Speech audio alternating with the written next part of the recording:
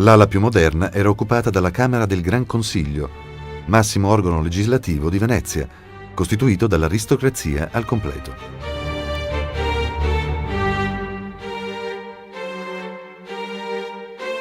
Il Gran Consiglio riuscì ad attirare nella città i migliori artisti europei senza badare a spese.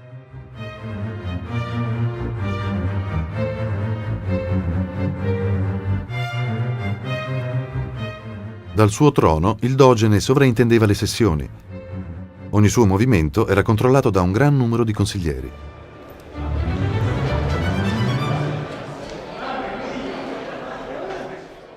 Di fronte a lui, fino a 3.000 nobili riempivano la Gran Camera discutendo e, infine, votando l'aumento del controllo sugli affari dello Stato da parte del Consiglio. Molti dogi si opposero, ma uno solo si ribellò.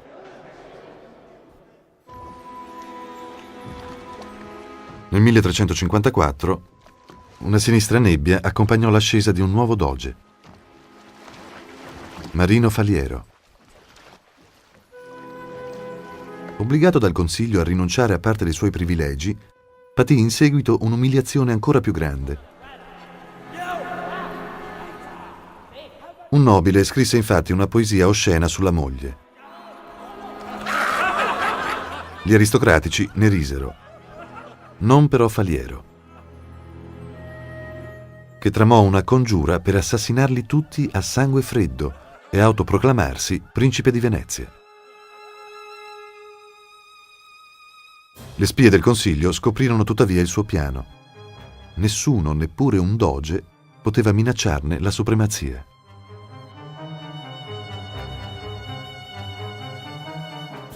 Alla fine Faliero fu decapitato, perdendo insieme al corno anche la testa.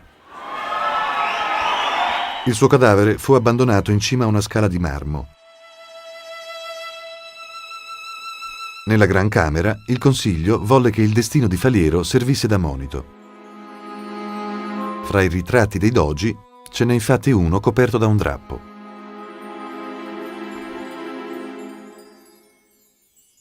È il posto che corrisponde a Marino Faliero,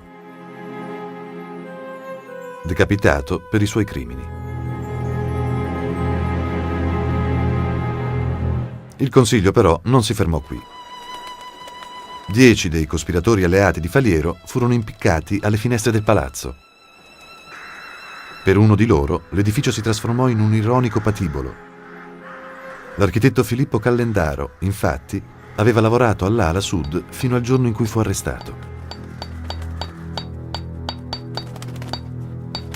Seccato per il tradimento degli architetti, il Gran Consiglio non fu mai soddisfatto della loro opera.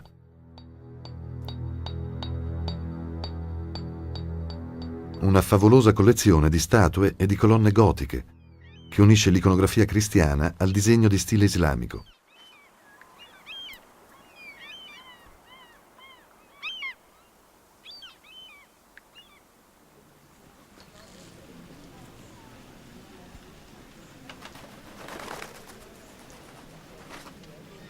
All'altra estremità del palazzo si trova la grande arcata gotica conosciuta come la Porta di Carta. Qui un postulante poteva contrattare con uno scrivano che avrebbe tradotto le sue petizioni nel linguaggio della burocrazia. Con la richiesta in mano saliva l'imponente scalinata.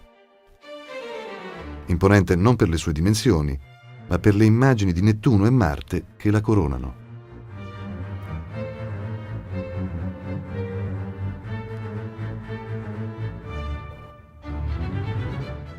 Qui i nuovi dogi pronunciavano il giuramento al momento di entrare in carica.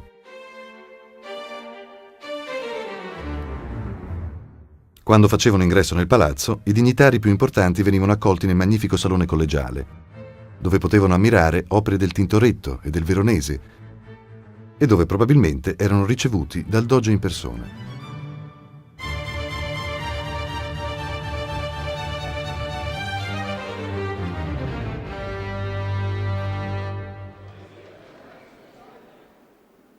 Nel salone contiguo operava un senato sempre più potente.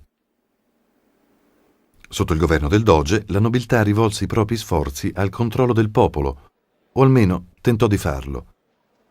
visto che in alcune occasioni i suoi editti rasentavano il ridicolo, come quello che impediva alle prostitute di Venezia di indossare vestiti dorati, argentati o di seta. Non potevano nemmeno portare collane, perle o anelli, né alle orecchie né in qualsiasi altro posto immaginabile.